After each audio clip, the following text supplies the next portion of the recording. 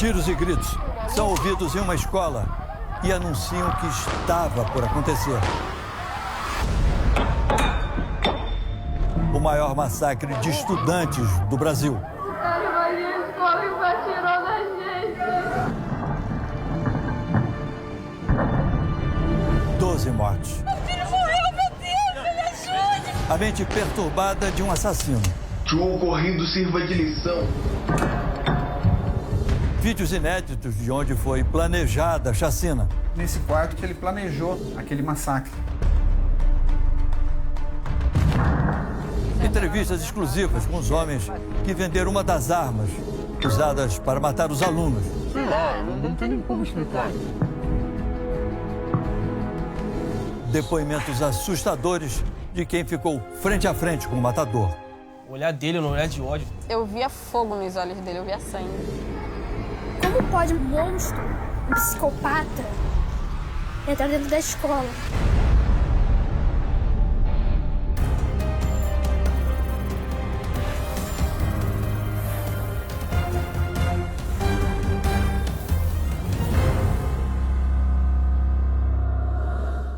Boa noite. 7 de abril de 2011. Uma data que o Brasil jamais vai esquecer. Naquela manhã, um jovem em fúria invade uma escola no Rio de Janeiro e executa 12 alunos. Em seguida, ele se mata. Essa tragédia vai completar 4 anos daqui a algumas horas. Por isso, nossos repórteres prepararam um dossiê completo sobre o que aconteceu antes, durante e depois daquela chacina. Você vai saber tudo sobre a vida de Wellington Menezes de Oliveira, o matador. E vai ver também imagens e depoimentos inéditos sobre o maior massacre de estudantes do país. Agora, o Repórter Record Investigação. Essa rua nos leva ao local onde foi planejado o maior massacre de estudantes do Brasil. Estamos em Sepitiba, subúrbio do Rio de Janeiro. Nesta casa, viveu um homem solitário, transtornado e cheio de ódio. Aqui ele registra em vídeos o que pretende fazer: invadir uma escola e matar quem encontrar pela frente. Desculpe, não pensou da maneira mais radical. Mas o plano só daria certo com a ajuda desses 2 homens. Pela primeira vez, eles quebram o silêncio. Ele vendeu a arma pro cara. Antes faremos uma viagem no tempo. Você vai conhecer as pessoas que tiveram a vida transformada por uma tragédia.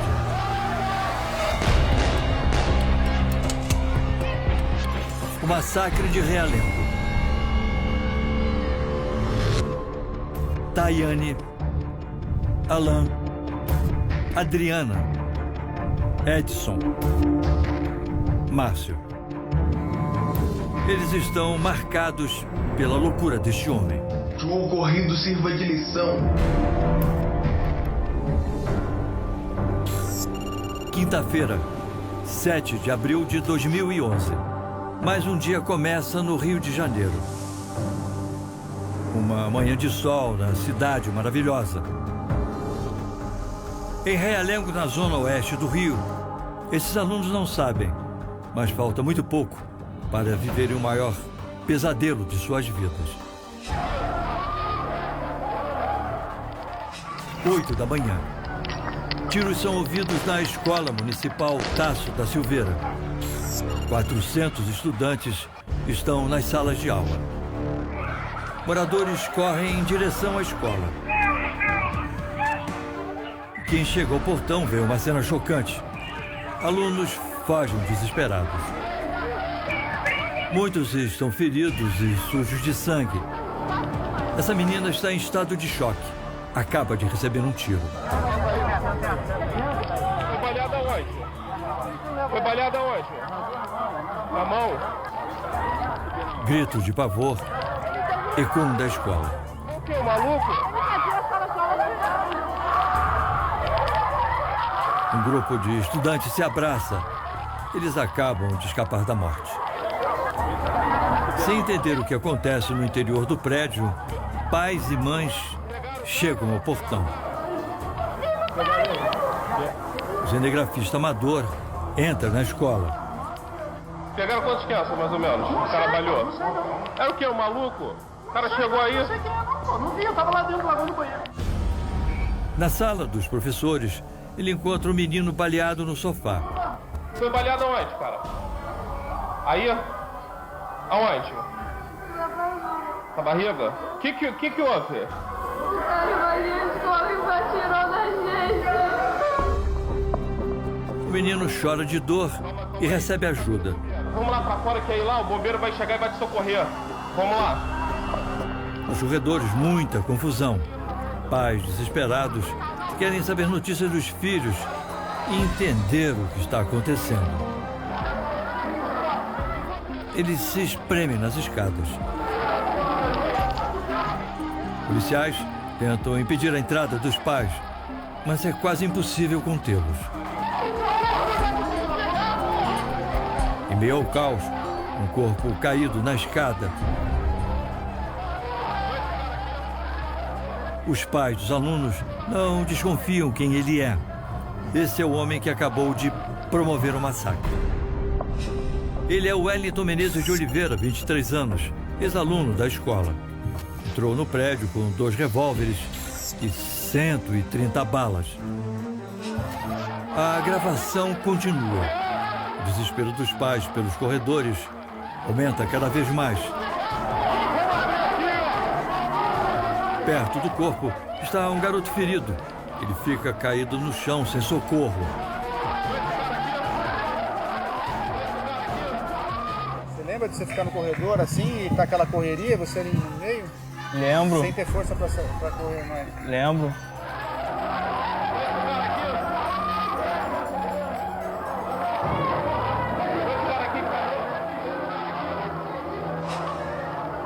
O cinegrafista amador está chocado com o que vê. Ele registra a chegada dos primeiros bombeiros.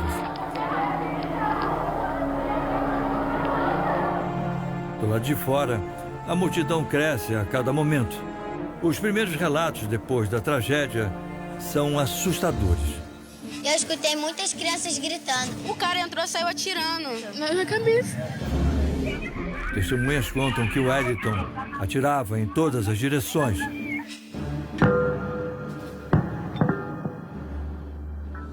Ele virou de volta pra mim e deu tiro no meu rosto.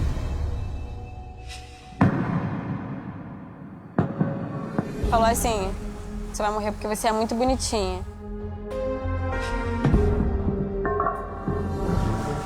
Os bombeiros e médicos correm para salvar os estudantes. Helicópteros chegam para levar os feridos para o hospital. Cada segundo é fundamental para salvar as vítimas.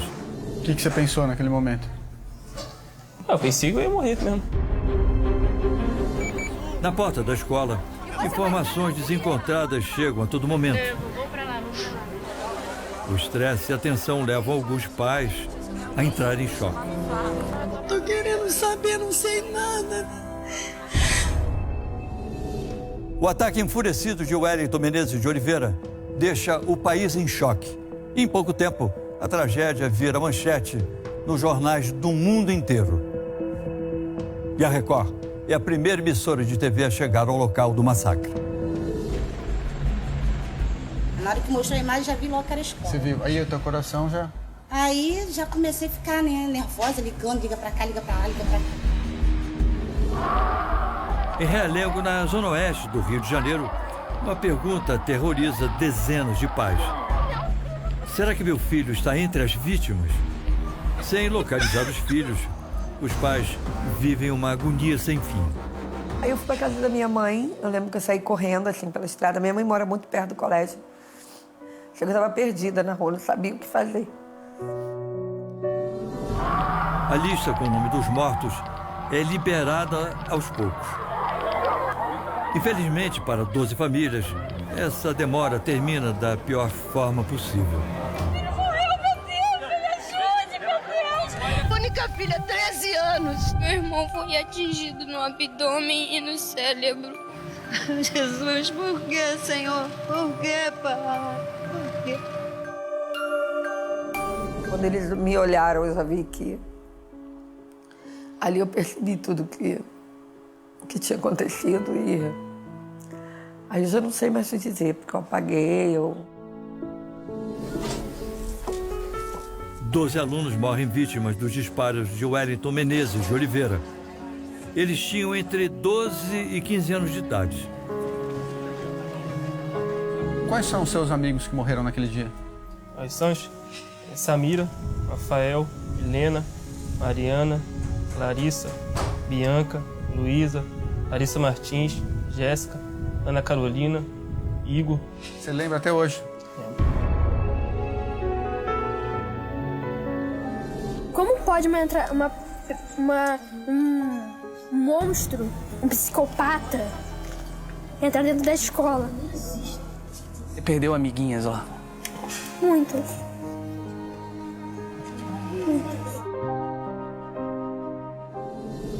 Na porta dos hospitais, famílias rezam porque outras 12 crianças ainda lutam para sobreviver.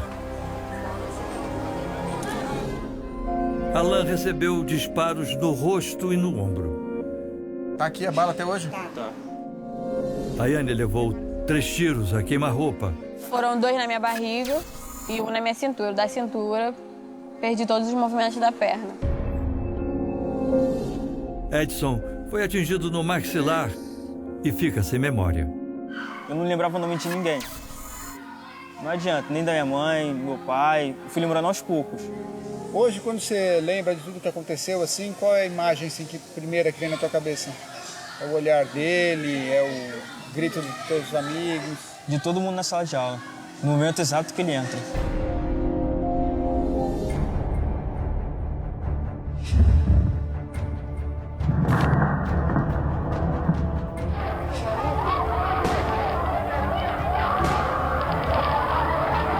O relógio parou ali naquele tempo mesmo e tá lá. E ainda hoje, você vai ver pela primeira vez o que a polícia encontra na casa do atirador de Realengo, horas depois da tragédia. Os HDs de computadores. Tem um aí, ó. Um drive por aí, ó. E uma entrevista exclusiva com os homens que facilitaram a maior matança de estudantes do Brasil. Dá entrevista pra mim? Entrevista? De quê? Sobre o que aconteceu lá, nós todos, até hoje você não falou com ninguém? Antes, o Repórter Record Investigação vai mostrar como o atirador, que está completamente transtornado, avança pelos corredores da escola com um único propósito: matar. As gravações feitas pelas câmeras de segurança da escola são um registro assustador de como tudo aconteceu. Do lado de fora, o assassino chega ao portão. Ele fala com um funcionário, diz que é ex-aluno e vai dar uma palestra. O colégio está prestes a fazer aniversário e recebe antigos estudantes com frequência. O Wellington agora caminha no corredor do primeiro andar. Ele leva uma bolsa, parece confuso, hesita por alguns instantes e vai em direção às escadas que levam ao andar de cima. No segundo andar, procura alguma coisa. As portas das salas estão fechadas. Ele hesita de novo e volta. De repente, toma a decisão. É a hora do massacre.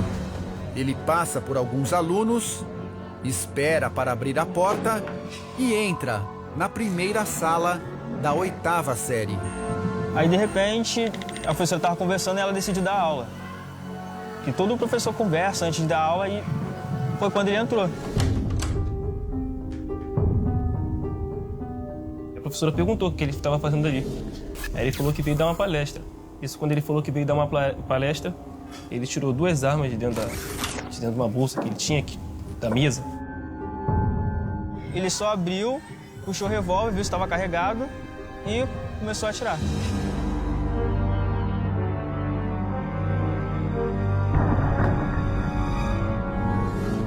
Algumas crianças conseguem escapar e correm pelo corredor.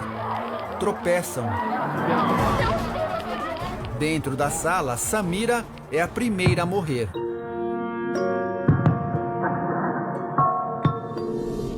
Alan é o segundo atingido.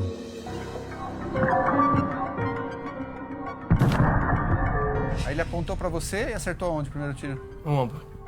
Aí, na hora que ele foi pra Jéssica, não tinha como mais sair. Eu vi que a minha cadeira tava na frente pra correr. Fui taquei a mesa nele. A reação custa caro.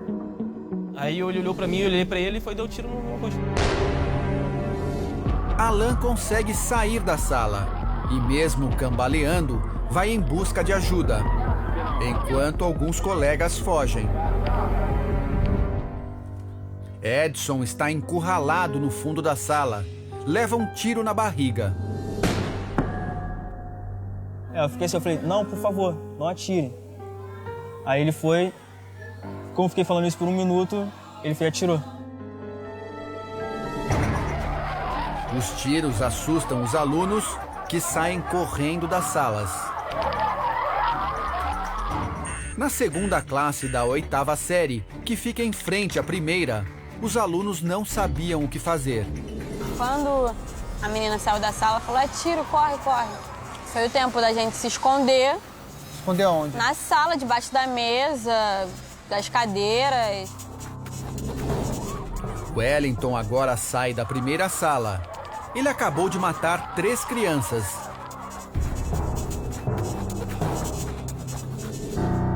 Samira, Jéssica e Larissa Martins. 6 estão feridas. A pior parte do massacre ainda vai começar. No corredor, ele pega a munição que guarda no cinto e entra na sala em frente.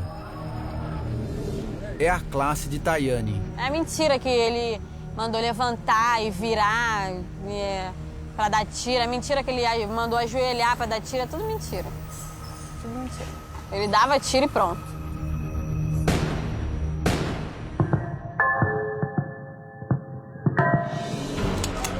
Wellington atira dentro da sala e volta ao corredor para recarregar a arma. Ele entra mais uma vez na classe da garota. O primeiro tiro foi de longe, pegou no meu braço, eu peguei e botei o braço, bateu aqui.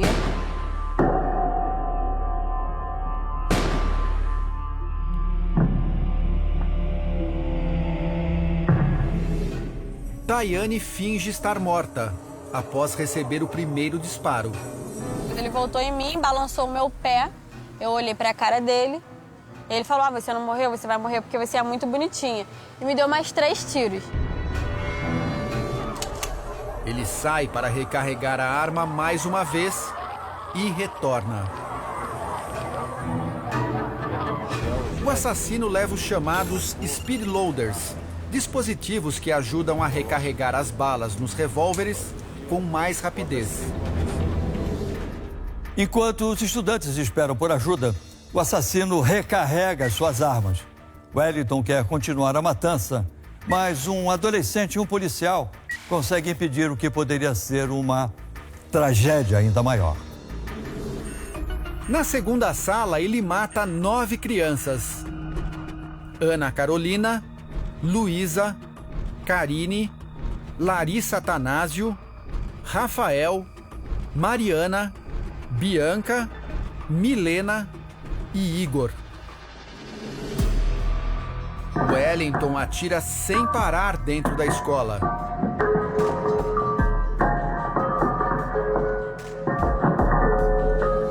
Mas um aluno ferido e um policial vão unir forças para dar fim ao massacre. Naquela manhã, uma blitz de trânsito que acontecia aqui nesta avenida mudou o curso da história e com certeza fez com que o número de vítimas fosse bem menor. Um dos policiais envolvidos naquela operação era o então sargento Márcio Alves, hoje subtenente da Polícia Militar do Rio de Janeiro. Ele foi avisado sobre o que estava acontecendo por um aluno ferido, sangrando. O que ele disse para o senhor? Ele chegou no local, mais acima um pouco aqui, informando que tinha um cara dando tiro na escola. Ele não sabia bem o que estava acontecendo também. O menino ferido que buscou ajuda para salvar os colegas era Alan. De onde você tirou força com 3 tiros no teu corpo para correr e ainda avisar um policial? Eu tava correndo, eu tava correndo em direção à ajuda mesmo. Eu não imaginava, na minha cabeça não vinha na hora de chamar policial, mas aquele policial tava ali naquele momento. Mandei socorrer ele, pedi para colocá-lo na viatura, conduzi-lo ao hospital. Ele estava ferido, um tiro na mão, pegou no rosto dele. E saí daqui correndo a pé, fui até a escola aqui no Pique. Aqui nesse ponto, o senhor ouvia muitos tiros? Ouvi, os tiros eram compassados, né? Ele estava usando um revólver, então era aquele tiro lento. Era um pá, pá, pá. Cada tiro era uma gritaria, né? As crianças gritavam lá dentro, você via aquele desespero.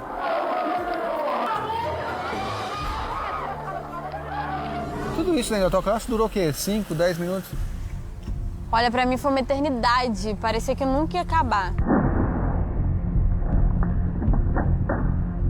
Se foi 5 minutos, foi muito. Ao chegar, o policial percebe que o que está acontecendo lá dentro não é um crime comum. O disparo cessava e fazia um silêncio assim tão grande que as crianças paravam de gritar, que eu consegui ouvir o barulho das cápsulas da arma quando ele ejetou, batendo no chão. Aquele bem, aquele metal. Consegui ouvir aquilo ali, batendo no chão. As câmeras também registram a chegada do sargento Márcio. Ele avista Wellington no fundo do corredor, assim que sobe as escadas. Não deu tempo de falar para a polícia, nada disso. Ele correu, foi aquele negócio, eu levantei o fuzil, efetuei 2 disparos. Um pegou na perna dele, o outro pegou na barriga, aí ele caiu aqui, do meu lado. O assassino está ferido. Então eu peguei o fuzil, segurei pelo carregador e fiz isso aqui pela parede. Quando eu fiz isso, ele efetuou um disparo. Então eu tinha que ficar olhando para ele aqui, olhava para frente, olhava para cá, recolhi o fuzil, afastei um pouco, olhei e vi a arma cair ao chão. Quer dizer, aquele disparo que ele fez foi na cabeça dele. Wellington se mata com um único tiro e fica caído na escada. O policial e 2 colegas começam a fazer uma varredura na escola e ficam chocados. Porque eu cheguei numa sala e encontro várias crianças feridas e mortas. Vou para outra sala, mesma coisa. Tayane e outros feridos começam a ser resgatados. No corredor, uma cena dramática. Um menino sai da primeira sala agonizando. É Edson. Eu só fui parar no corredor quando eu vi o policial na porta. Eu já coloquei na minha cabeça. Terminou. Ele tá morto. O jovem está caído no chão. Os policiais não socorrem porque até então não sabiam se havia outro atirador dentro da escola. O policial chegou e falou, não encosta nele, pode piorar a situação. Onde é que você tomou tiro? Foram um aqui do lado, um aqui, outro aqui em cima, foi o segundo, e o terceiro foi aqui. Aqui? Bem aqui. É. Embaixo do ouvido? Isso, bem aqui mesmo. Alguns minutos se passam até que o resgate chega. Eu sei que via todo mundo passando, todo mundo ao redor. Foi quando eu olhei para a escada que eu vi ele lá, jogado no chão. Essas fotos mostram como as salas ficaram depois do massacre. A mochila dele ainda tinha muita munição. Tinha muita munição, tinha 60 munições ainda. Vamos dizer que balas. Se a cada 3 tiros ele acertasse uma criança, né, iam ser mais 20 crianças aí. A ação do sargento Márcio rendeu inúmeras homenagens na Polícia Militar. O hoje subtenente Márcio, aqui, terá sempre um outro nome: o herói de Realengo. Eu tenho a consciência que consegui, sim, evitar o mal maior. Mas não o rótulo de herói eu dispenso. O herói de Realengo jamais vai esquecer aquela data, 7 de abril de 2011. As famílias das vítimas vão também se lembrar para sempre daquele dia. Agora você vai acompanhar depoimentos de quem sobreviveu ao massacre de Realengo e uma entrevista comovente com a mãe de Luísa, uma das jovens executadas por Wellington. Dia de sol. Manhã agradável na zona sul do Rio de Janeiro. Mar tranquilo e quente. As vítimas do crime tiveram que reaprender a viver. Algumas de uma maneira bem diferente.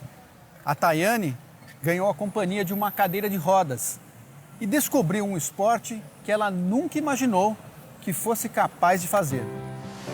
É o treinador quem leva a Tayane até a areia. Hora de trocar a cadeira de rodas pela canoa.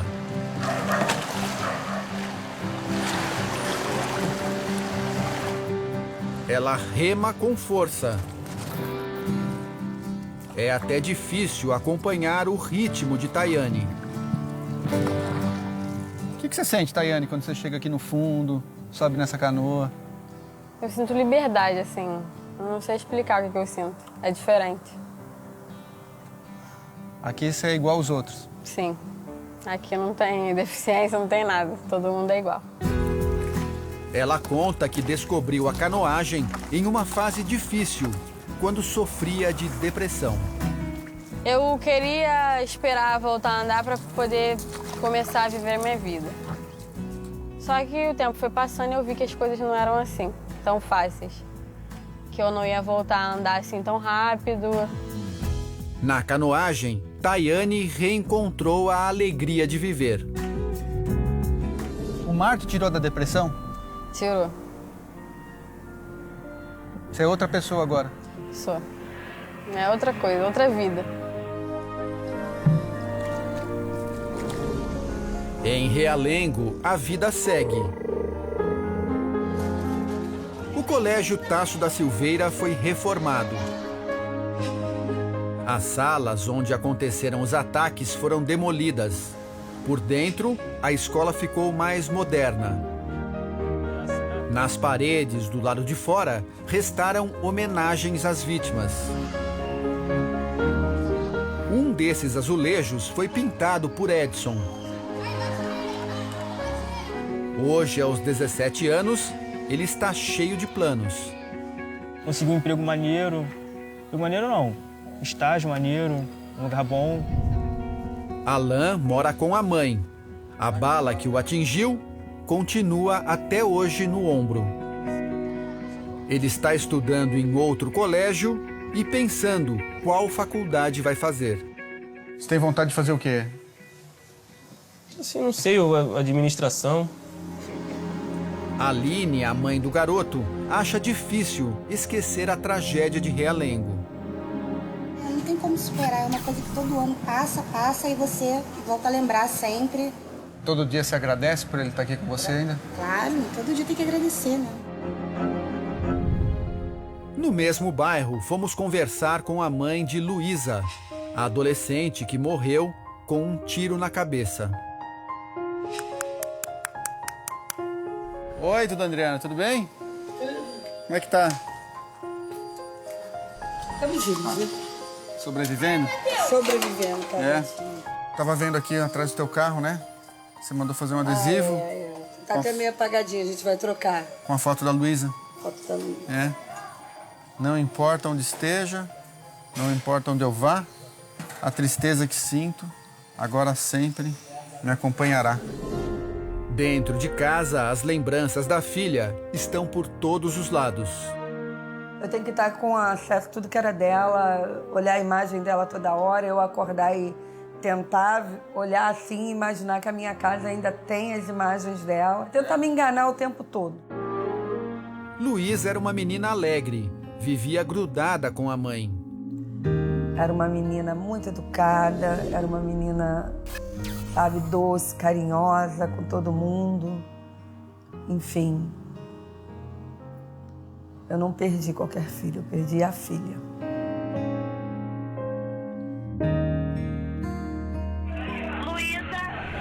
Neste vídeo exclusivo, ela aparece na sala de aula, se esconde atrás do fichário. Nas imagens aparece também Rafael, outra vítima da tragédia. Hoje, resta a saudade. Adriana é presidente da associação Anjos de Realengo, criada pelos pais das vítimas. Até hoje vocês são muito unidos? Muito unidos. Nós nos reunimos e vamos lá ajudar aquela que está muito ruim. E assim acontece comigo também. Você é o Lucas, né? Isso. Tudo bem? Como vai? Lucas escapou por pouco dos tiros. Aqui ele reúne mães que perderam os filhos e amigos que escaparam da tragédia.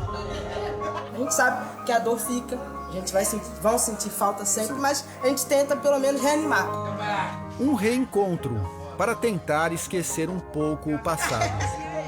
E eu contando com elas assim, a reunião, tem que fazer, não vai na reunião não vai se encontrar com as mães não, que é pior. Não, é melhor. Porque a gente pode falar da gente mesmo. A gente se encaixa justamente por causa disso. Um entende o sofrimento. Mas quem é o homem que causou dor e sofrimento a tantas famílias? Nossos repórteres revelam detalhes da vida do atirador e mostram vídeos exclusivos do lugar onde o Wellington planejou matar os estudantes. O que passava pela cabeça de Wellington Menezes de Oliveira para que ele cometesse um crime tão brutal? Wellington desabafa em vídeo sobre o que teria vivido na infância. Bem, irmãos, eu ainda me lembro de todas as humilhações que eu passei nas mãos desses covardes. Se vê como um guerreiro. Me tornei um combatente, uma pessoa forte, corajosa. E tenta justificar o que está prestes a fazer. Morri pelos que são incapazes de se defenderem. Uma pessoa perturbada, solitária e cheia de ódio. Eu via fogo nos olhos dele, eu via sangue. Ele estava transformado. O olhar dele era um olhar de ódio. Ele levava pra gente com um olhar de ódio. Ainda ria. Quando dava tiro, ainda ficava rindo. Por que o Wellington sentia tanto ódio? Nos vídeos, ele repete sempre a mesma coisa. Teria passado por muitas humilhações. Eu era agredido, humilhado, ridicularizado. O chamado bullying. E ainda no final, esse tipo de pessoa ainda diz nada como rir da cara de um idiota. As humilhações teriam acontecido quando Wellington era aluno da escola Tasso da Silveira, 10 anos antes do massacre. Se tivessem descruzado os braços antes e feito algo sério no combate a esse tipo de práticas, provavelmente o que aconteceu não teria acontecido. O diretor da escola, na época do massacre, acha que o bullying não explica o que aconteceu. Eu acho muito simplório acreditar o bullying uma atitude dessa. Wellington passou a maior parte da vida morando com a mãe e os 5 irmãos, nesta casa em Realengo, que fica a 4 quadras da escola onde ele estudou e realizou o massacre. Depois do crime, a família se mudou e colocou a casa à venda. O imóvel só foi vendido recentemente. O dono atual diz que não quer gravações lá dentro, contou que a casa foi depredada depois dos assassinatos. Ele pretende reformar e colocar para alugar. Nesta foto, ele aparece ao lado da mãe adotiva. Para os vizinhos, era uma criança tranquila. Era uma pessoa calma, muito calma. Ele jogava bola aí com meu filho e tudo, mas depois que a mãe dele faleceu, aí ele largou tudo e foi morar sozinho. Na época do crime, ele foi visto rondando a região da casa em Realengo. Mas já vivia bem longe dali, no bairro de Sepetiba. Como é que ele era?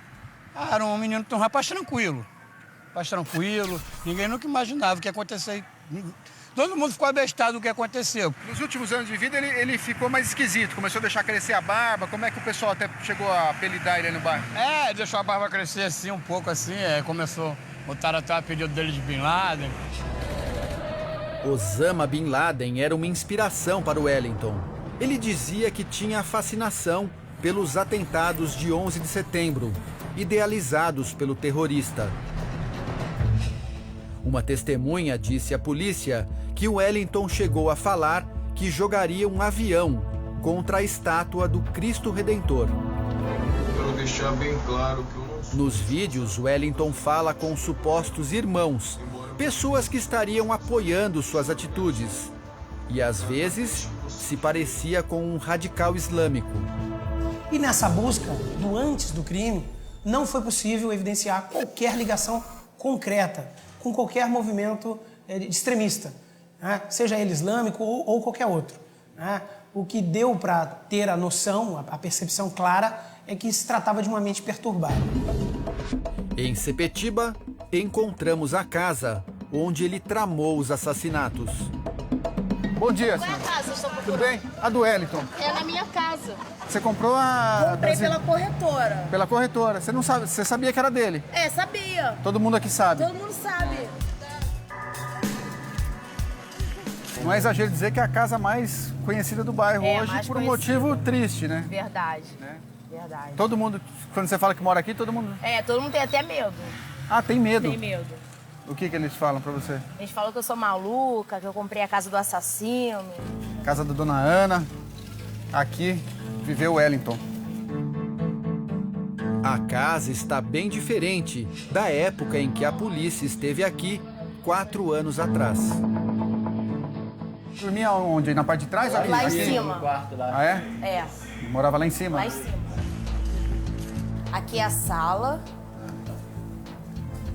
Como é que tava isso aqui quando você comprou? Tinha uns quadros na parede. Tava um pouquinho de lixo. Porque os polícia também, na época, né, entrou pra revirar. Ver se achava alguma coisa. Neste vídeo exclusivo, os policiais sobem a escada da casa, logo após o crime. Na sala, uma poltrona velha e um computador aparece destruído. Há muita sujeira. Uma panela está no chão. Esta foto mostra que o Wellington seguia uma rotina. Tinha horários precisos para se alimentar e fazer exercícios. Até organizava o horário livre. Os policiais entram no cômodo, em que hoje é o quarto de Dona Ana. A bagunça é ainda maior. Há uma caixa de rojões, mais um computador destruído e em cima da cama um DVD de uma série de filmes de terror, O Mestre dos Brinquedos. Wellington usava os computadores dia e noite. Gostava principalmente de jogos violentos. Antes do crime, tentou queimar as máquinas, como mostram essas fotos tiradas no quintal da casa. Qual é o quarto que ele ficava? Era aqui. Aqui. Esse aqui era o quarto do Wellington. Aqui, nesse quarto, praticamente, ele planejou todo aquele massacre. Hoje em dia, quem dorme aqui? Não, aqui é o quarto da minha filha brincar. Na época, a polícia filmou como estava o quarto. A cama parece cheia de roupas sujas, fios e pedaços de aparelhos eletrônicos. Roupas e lençóis estão jogados no chão. Uma TV caída. Essas fotos inéditas mostram outros detalhes da casa.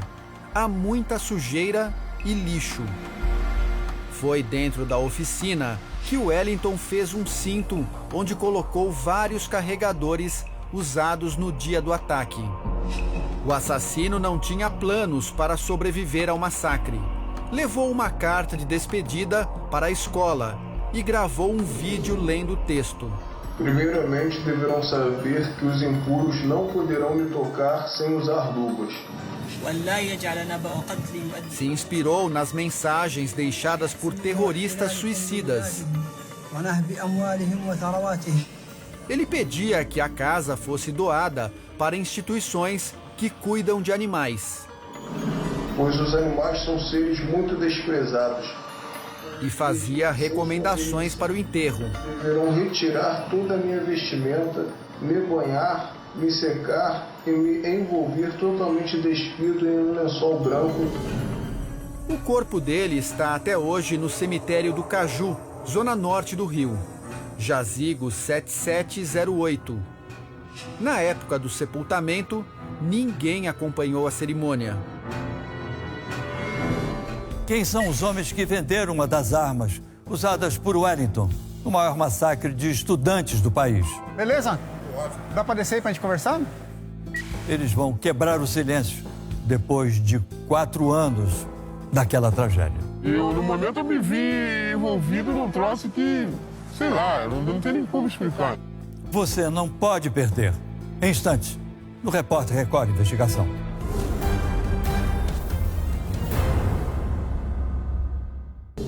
O massacre de Realengo aconteceu com a ajuda de 2 homens. Foram eles que venderam uma das armas usadas por Wellington no massacre de estudantes em uma escola do Rio de Janeiro, segundo a Justiça. Depois de 4 anos, eles contam pela primeira vez como ajudaram o assassino. Os homens que ajudaram a tornar o massacre de Realengo possível ainda vivem em Sepetiba, o mesmo bairro onde Wellington vivia. Só uma palavrinha comigo aqui, um minutinho, rapidinho, uma ideia. Fala comigo. Que história lá? Da arma, do Wellington. Ele reluta por alguns minutos, mas aceita conversar sobre a venda da arma. Quando é que você ficou sabendo que aquela arma da tragédia, do massacre, tinha sido a arma que passou pela tua mão? Foi só quando a polícia te procurou? Foi só quando a polícia me procurou mesmo, entendeu? E no momento, eu me vi envolvido num troço que, sei lá, não tem nem como explicar. Isaías diz que comprou a arma de um viciado em drogas e que vendeu o revólver para o Wellington com a ajuda de um amigo. Aí o Charleston vendeu a arma para ele e te deu dinheiro? Acho que foi o quê? R$30 na época que ele me deu, R$30. E mais 200 para um traficante que ajudou na negociação. O custo disso tudo, a vida de 12 crianças. Você não teve contato com o Wellington? Eu nunca tinha visto ele. Fui ver a partir do que aconteceu. Isaías diz que se arrepende. Me arrependo até hoje, eu não gosto nem de ver as entrevistas, porque, entendeu? É todo caso que aparece envolvendo criança, eu lembro. Ele nega ter conhecido Wellington pessoalmente, mas para a justiça, a história é diferente. Ele e um homem chamado Charleston estiveram na casa de Wellington para fechar a negociação. Charleston também vive em Sepetiba. Fala, Charles. Beleza? Dá pra descer aí pra gente conversar? TV Record. Eu? Dá entrevista pra mim? Entrevista? De quê? Sobre o que aconteceu lá. Até hoje você não falou com ninguém. Você tá fazendo uma reportagem contando o caso.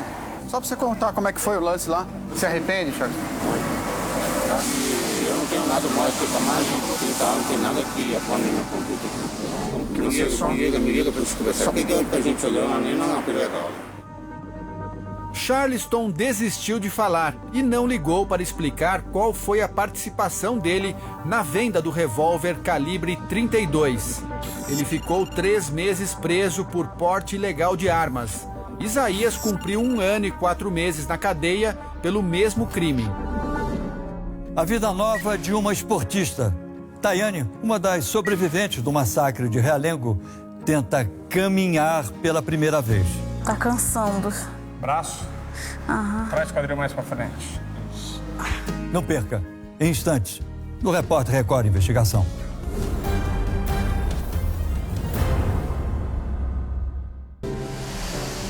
Quatro anos após perder o movimento das pernas, Tayane vai viver um recomeço. Ela vai testar pela primeira vez peças chamadas de órteses, feitas sob medida com um material muito resistente. A garota tem ainda alguns movimentos na parte de cima das coxas e no quadril, mas os músculos nessa região estão fracos. Então ela não tem musculatura suficiente na coxa para poder sustentar esse joelho esticado quando ela fica em pé. A órtese vai impedir que os joelhos se dobrem e permitir que Tayane possa finalmente ficar em pé. 2, 3 e... Cansando. Braço. Traz o quadril mais pra frente. Ela se cansa e volta para a cadeira. O quadril vai pra trás, o joelho vai dobrar. Isso. Tayane quer tentar de novo. Força. E finalmente consegue.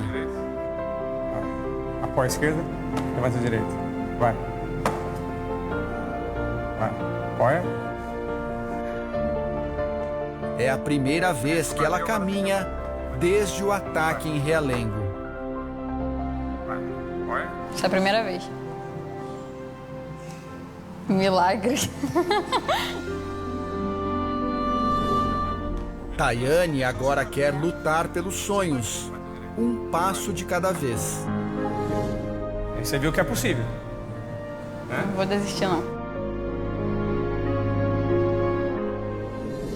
Essa reportagem que você acabou de ver é também uma homenagem às 12 vítimas do massacre de Realengo. As famílias dos estudantes mortos foram indenizadas pela Prefeitura do Rio de Janeiro. Já os jovens que sobreviveram ao ataque aguardam até hoje uma reparação financeira. Mais informações sobre o caso, acesse o nosso portal no R7. Lá tem um vídeo exclusivo com os bastidores do programa de hoje. Boa noite, muito obrigado pela audiência e até o próximo Repórter Record Investigação. Até lá.